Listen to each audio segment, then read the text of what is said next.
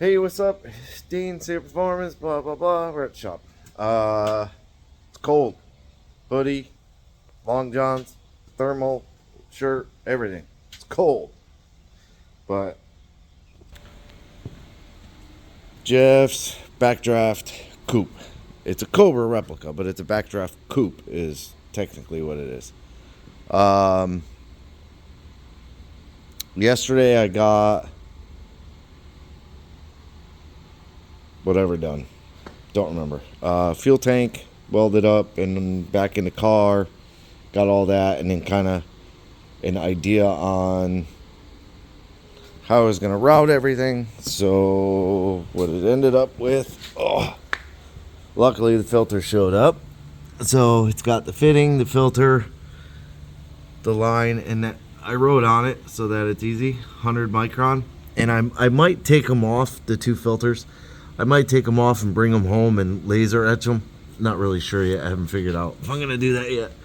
But that line comes up to the 180, into the pump, out of the pump into the 10 micron, which then has the second clamp. So now it's like stuck. And then a 90 off the front of that, up over the frame, and you can't really see it, but it's in there somewhere, into the regulator, and then out of the regulator down that frame rail, so opposite side that it was on, it comes down this frame rail and then up behind the motor into a 45, which is a T with a swivel that goes onto there, which that was on the carb. That line is new because the carb line was too short, and then 90. So fuel lines 100% done, both filters are on. Then I had the joyous pleasure of figuring out where I'm going to put the harness, and looking at that gap in there, there ain't no way I'd be able to get that Holley harness through there. You can see there's already a whole bunch of stuff stuffed in there, and the gap is not big enough to fit any of the plugs. So I then started kind of looking, and this bucket right here is the footwell. So all the way up top in the very, very back corner, you can see the harness drops down. I crawled in here.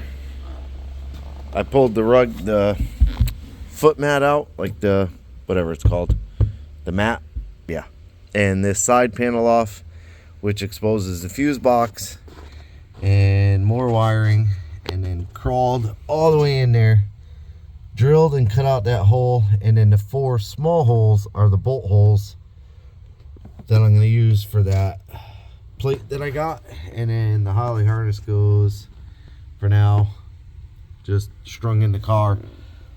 I am going to, I think, bend a plate off that stud. I'm going to bend a plate over and come forward, and it'll be tall enough that I can get a second bolt in the side. But I have to be very careful because that's where all the wires go.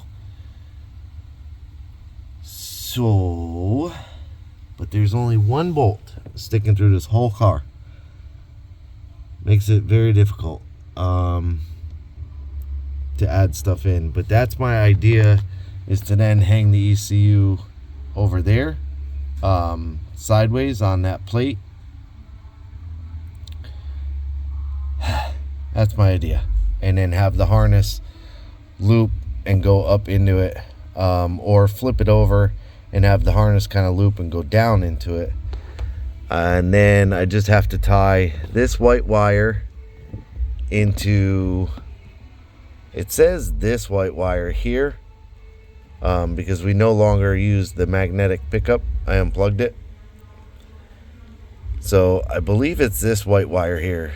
The schematic shows 2 white wires, but I only see one coming out of the box. So I'm not really sure. I may call MSD, but I don't know. I don't know, because this is covered, and then it goes. Oh, that tag is burnt. She burnt. Oh, that might be from doing heat shrink. Yeah, maybe. Oh yeah, look at that big poopy heat shrink. So I might need to kind of cut this open and see. Oh, well, there it is. So that'll be my white wire that I need for the Holley. So I'll pull that out. The other white one must be for something else. But the schematic shows 2 white wires on this box. One is this one, and one is for something else. I don't remember. But this is probably the one that I need. So yeah, so this white wire ties into here. Red with a white is ignition with start voltage. So I gotta keep that in mind. I gotta put the relay back in. That's for the fuel pump and for the ECU, I believe. No, I think it's for the fuel pump. Then out here, oh, my back. So this is the purple and green off the Holley that I have to extend up and then plug into the distributor, which I'm gonna take the plug off the CDI box, or I might take this one because they already have what looks like, yeah, they already did the connection here. So I'll probably, yeah, see, they already did an extension on this anyways. So I'll clip these here, and then or maybe back here, and then get rid of this whole loop, and then I'll take these and I'll extend them a little bit nicer, because this feels like a gargly solder joint. So I'll clip these back, extend those up to here, plug that in. Coolant sensor is in and plugged in right there. Then there's a fuel pressure, which I gotta shorten, put the T with the transducer here. I might shorten up this line. It just looks stupid that it's like looped out like this, so I might try to shorten this up a little bit. Not overly concerned about it. I probably could push it down and it wouldn't be as bad, but whatever. This is choke. We don't need that anymore, so I'll try and hide that somewhere. What I'm trying to do, ultimately, is not cut any of the stuff up. I know I just said I'm going to cut those wires up, but that's not something that can't easily be redone, because I'm trying to keep it to where you could convert the car completely back over to carbureted if you want to. Like the fuel tank, you would just take the line off the back, or you could even use that line and just change out the filters for the different micron filters for like carbureted, but you wouldn't use the regulator. So whatever, regardless, you would be able to change out, cap off that line, use the front of the tank, take the line off the regulator, put it on there, and then your fuel line's here. You still have that fuel line. Or you could reinstall the hard line with all the gargly goop they had. Whatever. You'd be able to convert the car back. All the stuff for the distributors in the box in a bag. So I'm trying to keep it to where if somebody didn't want the fuel injection, they could take it off. But that's where I'm at right now. Tomorrow, yeah, I'm probably not gonna do the oil pressure. That is, I believe. No, not there. It's on somewhere. Oh, it's over there on the front. I might do it. Right there is the sender for the oil pressure. So you could easily put a T in there, but I would have to extend my wires, because I would definitely keep them on that side and run them over. So I'd have to extend them. So I don't think I'm going to keep track of the oil pressure through the Holley. Fuel pressure, definitely through the Holley. That's something I'm real adamant on, is if I ever say send me a data log, something I want to see is fuel pressure. Oil pressure you can see on the dashboard. If it's losing oil pressure, it's eating itself, and at that point I can't help you.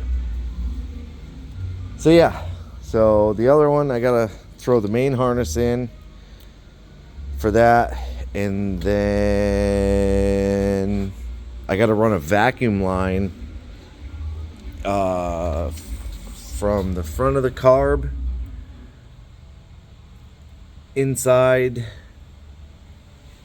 to those weird little fittings and the blue hose on the ECU,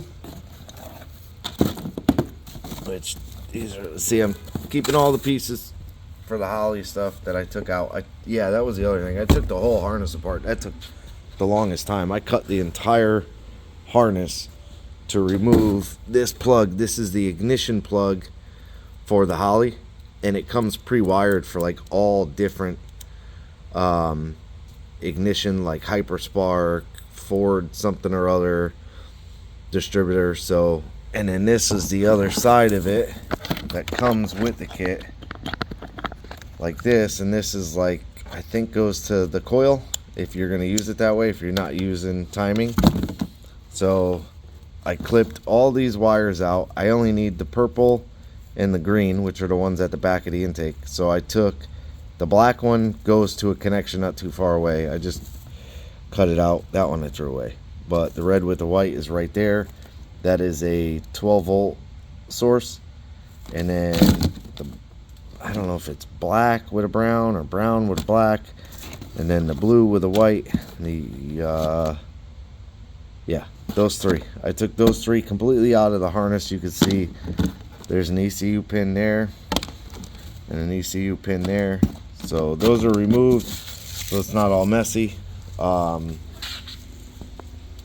got the wideband sensor, which is simple. These headers have a bung in them, so I'll just do it on, most likely on that side, if it's not overly long, because the wideband harness is already super long. So if I have to string it over to here and run it under to kind of shorten it a little bit, that's what I'll do. It's not a big deal.